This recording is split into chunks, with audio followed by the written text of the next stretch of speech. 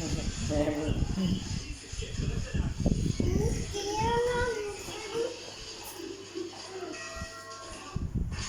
ยอกน้องเลยสิ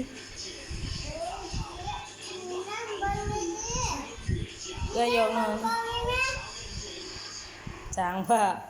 ยอกน้องเลยสิเฮ็ดให้น้องเด้อลูกพ่อแล้วพ่อแล้วลูก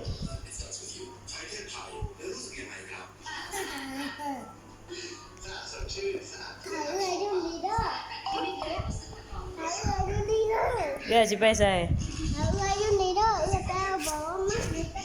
โอ้ยนี่สิเอาผ้าห่มอีกไปอาบน้ำไปจะนั่งไปอาบน้ำโอ้ป่าไปห่มน้องอีกนะ